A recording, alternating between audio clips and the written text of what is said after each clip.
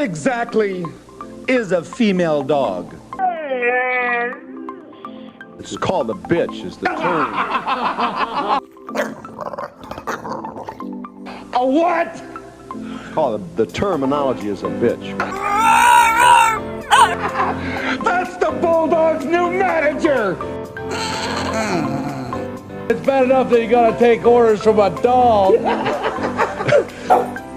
What? But you gotta take orders from a bitch.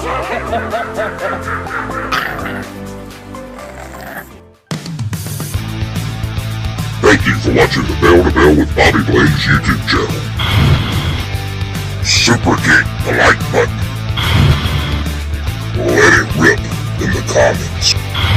And give that subscribe button a heart punch. The Hart Foundation, probably best in-ring storytellers of all time. I thought we had great matches with those guys.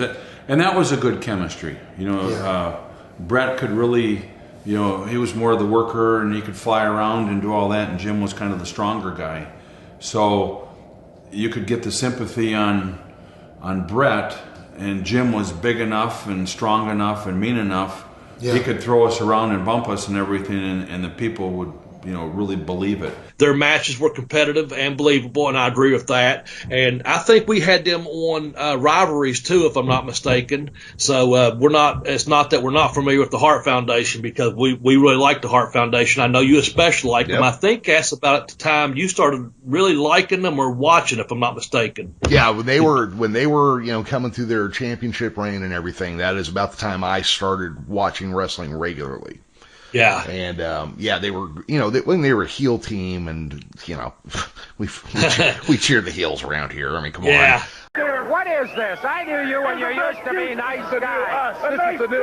This is a little cute flower. That's right. Isn't he real cute? You. Yeah. You know what I was told a long time ago? What were you told? Nice to be a nice guy, you know? But I'll tell you something.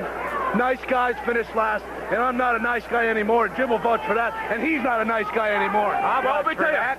We're with the Hart Foundation, and if there is one thing that Jimmy Hart always tells us to do, is that one thing is that we always have fun.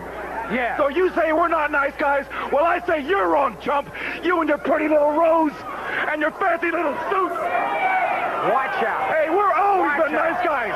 So don't tell us that we are nice guys. People get out of here. Get out. Well, you change your stink. Don't tell us that we are nice guys. Get out. Get out. That we've always been nice. They were amazing in the ring. You know, more importantly, they were amazing in the ring together. Great. Bret Hart's great. Jim Neidhart was great. It was great chemistry. They worked like a true tag team, which is a lost art almost these days. Part of the reason why tag teams are out of prominence now is because the WWE is the industry leader, and they don't choose to feature tag teams in a main event position.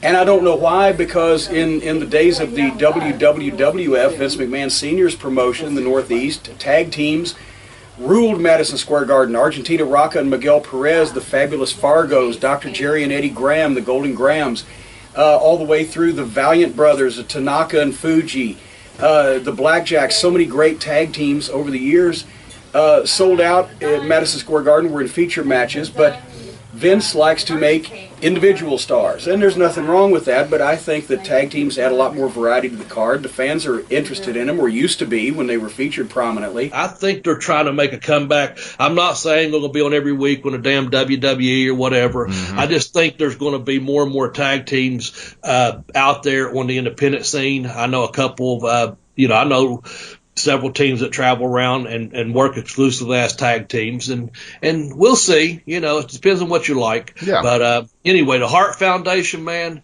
again, it was one of the greatest tag teams in history of tag team wrestling, man, no doubt about it. Of course, they had their manager Jimmy Hart out there, you know, leading them around. And again, it's one of those things where that in itself was probably a good fit. First of all, the name coming together, but also, you know, not digging on anyone's interview style, having seen Jim the Anvil Neidhart, having talked to him, knowing how intense he would get. And if I got a personal issue that I got to take care of personally, That's fine with me too. Just through the years, you watch, Bret's interviews. My dad was a Canadian amateur wrestling champion. I wrestled amateur throughout my life. You got Jimmy Hart out there being your mouthpiece. That just solidifies the entire foundation. Greatest team in the history of professional wrestling today. I guess you can say we are the in crowd. They got the ring work that goes with that. It's just that 1-2 punch, or in this case 1-2-3 punch.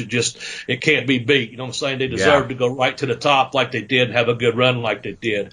A really, really good tag team there, man. The Hart Foundation. Very solid. Oh, absolutely. Coming at number 7. They could have easily been in the top 5. You know, it was a long time before I could accept Hitman as a solo wrestler because of the Hart Foundation. I'm like, but you were such a great tag team. Why are you? Oh, I see. Okay, never mind. Yeah. No, I think you're right. I think a lot of people did that. Of course, Bret did come into his own, but I think a lot of people like, I missed the Hart Foundation. I missed Bret, as a tag team. But, yeah, he came into his own, of course. But I know what you're saying with that, man. Yep. Anyway. It was a pretty rotten, crummy feeling. It's a really rotten feeling, and it hurts. With the excellence of execution. Make sure to like the video, subscribe to the channel and turn on the notification bell so you never miss an update.